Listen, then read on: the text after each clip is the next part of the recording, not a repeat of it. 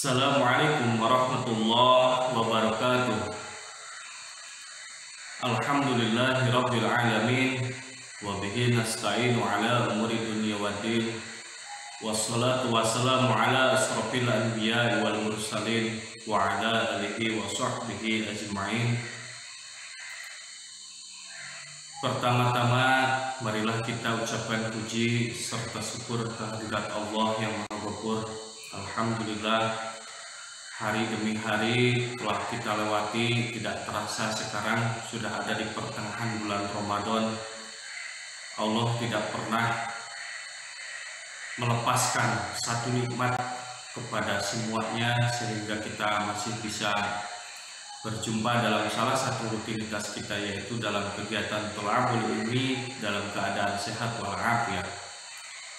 Sholawat beserta salam marilah kita curahkan pada junjungan kita, panutan kita, yakni Habibana wa Nabiyana Muhammad sallallahu alaihi wasallam, kepada keluarganya, kepada para sahabatnya, para tabi'in, tabi'at, dan tak lupa mudah-mudahan turun kepada kita jadi umat yang turut dan taat pada ajarannya. Amin Allahumma amin.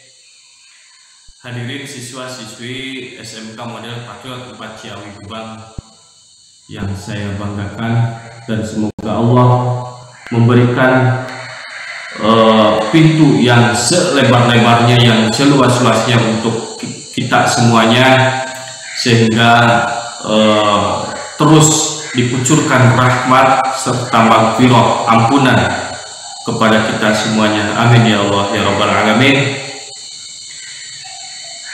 Berjumpa dalam kegiatan pesantren Ramadan, meskipun kita tidak bertatapan secara langsung, setidaknya kita bisa memanfaatkan sedikit banyaknya waktu yang kita miliki dalam hal-hal positif, salah satunya yaitu thalabul ilmi. Baik, pada kesempatan yang berbahagia ini Bapak akan sedikit membahas tentang pengertian daripada sunnah-sunnah yang akan kita gali untuk kedepannya. Bismillahirrahmanirrahim. Wa yustahabu bisawmi salah satu asya'a. Ada penjelasan di sini bahwa disunahkan pada saat melaksanakan ibadah saum ada 3 sunnah yang harus kita laksanakan. Ahaduha, dan salah satunya adalah ta'jilul fitri. Maksudnya di sini adalah ketika kita sedang melaksanakan puasa, ketika kita mendengar adzan maghrib, segeralah kita berbuka puasa. Maksud di sini ta'jil adalah segera. Antahaqiqo guru bisamsi fa in saka fala ya'jilu al-fitra.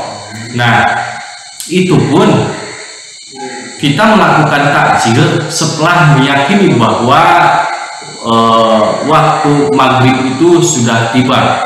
Nah, permasalahannya di sini adalah fa in saka as-samsu.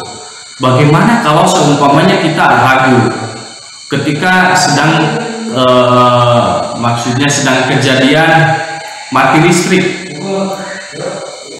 Kita kan terbiasa dengan adanya ukuran bahwa penanda maghrib sudah tiba itu dengan adanya adzan. Bagaimana permasalahannya sekarang listrik sedang keadaan gangguan ataukah mati? Ukurannya dari apa? Kita bisa melihat jam. Fa in saka samsu fala ya'jilu al-fitra. Kalau seumpamanya kita memang ragu, umpamanya jam pun mati, listrik mati, itu yang menjadi permasalahannya apa? Bagaimana solusinya? Nah, solusinya kita lihat keluar, lihatlah fajar sidik. Biasanya kalau waktu maghrib, penanda maghrib sudah tiba itu keluarnya fajar sidik. Langit itu agak keputih-putihan seperti itu. Nah, sunnah yang pertama adalah segeralah kita berbuka puasa, jangan sampai menunda-nunda. Lebih bagusnya ketika kita sudah takjil, sedikit aja, entah itu minum ataukah memakan makanan korma yang memang disunahkan, nanti di depan akan dibahas.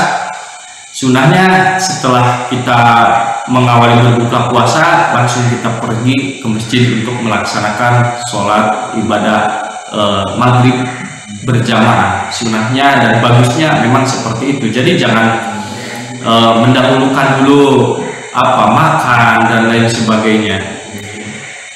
Wa yusanu ayyutaro ala tamrin wal amain. Wa yusanu dan disunahkan gitu ayyutaro ala tamrin, berbuka dengan sesuatu yang manis, katakanlah kurma. Kalau zaman dahulu itu memang ukuran di negara Arab itu memang kurma. Di kita pun ya alhamdulillah di Indonesia meskipun tidak menjadi menjadi pemasok kurma, setidaknya alhamdulillah kita pun masih bisa menemukan kurma. Nah, disunahkan takjil itu memakan yang manis-manis seperti itu. Setelah kita memakan takjil, setelah minum takjil, makanlah kurma 1-3 buah paling banyaknya. Segeralah kita melaksanakan sholat maghrib dulu. Jadi jangan sampai menunda sholat maghrib, jangan sampai menunda, maksudnya seperti itu. Wasani dan yang keduanya adalah takhirus sahur. Disunahkan pada saat kita sedang puasa adalah wasani takhirus sahur, mengakhirkan kegiatan sahur ataukah makan sahur. Jadi kalau seumpamanya imsak itu pukul 4:20, itu jam 4 lah enaknya pasnya. Jadi biar tidak terlalu lama untuk menunggu ke imsak dan seterusnya menunggu adzan subuh seperti itu. Malam yako bisaki palayu akhir, selagi belum istilahnya itu belum waktu sahur itu masih ada, silahkan manfaatkan untuk kegiatan-kegiatan yang memang berbau ibadah. Salah satunya adalah zikir. Jadi jangan diusahakan sahur itu jangan terlalu banyak makanan ataukah minuman yang kita konsumsi. Jadi jangan mentang-mentang wah ini masih sahur, masih ada waktu, kita terus aja banyak makan seperti itu.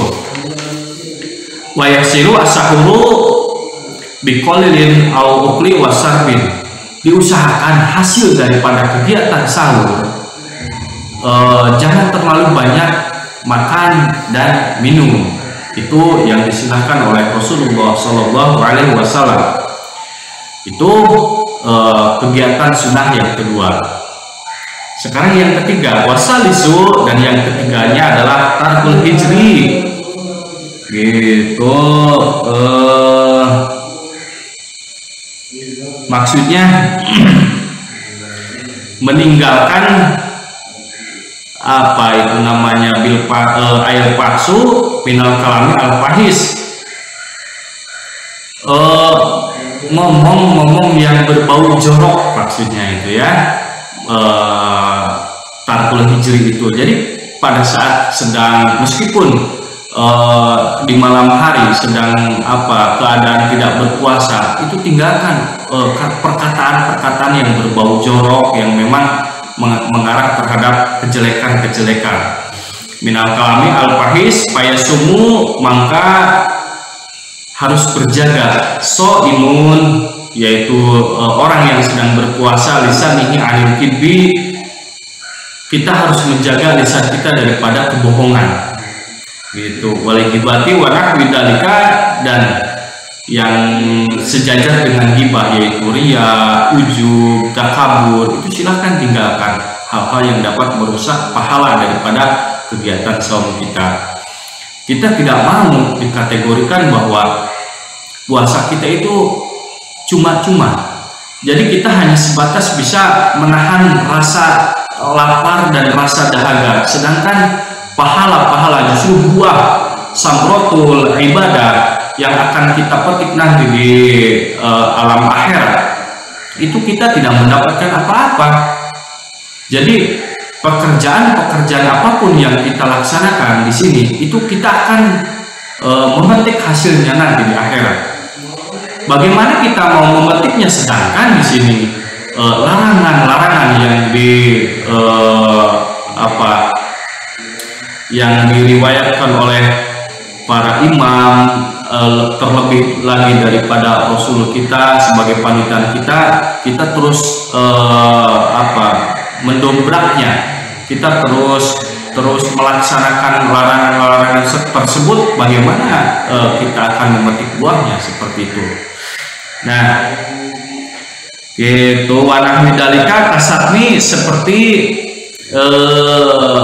memarahi satmi di sini ya. Wain satmihi, dan kalau seumpamanya ada seseorang, wain satmihi ahadan falyuqal marrataini aw salasan inni shaimun. Maksudnya gini, ketika kita sedang berpuasa, sedang melaksanakan puasa, ada seseorang yang memarahi ke kita, ataukah kita pun memarahi orang lain, itu tidak boleh pada saat sedang puasa. Mau permasalahannya sefatal apapun diusahakan jangan sampai kita keluar emosi-emosi yang memang dimakruhkan pada saat sedang puasa. Di sini permasalahannya adalah bagaimana ketika ada seseorang yang memarahi ke kita pada saat sedang puasa. Gitu. Ahadan falyuqal marrataini aw salasan inni shaimun bilisanihi.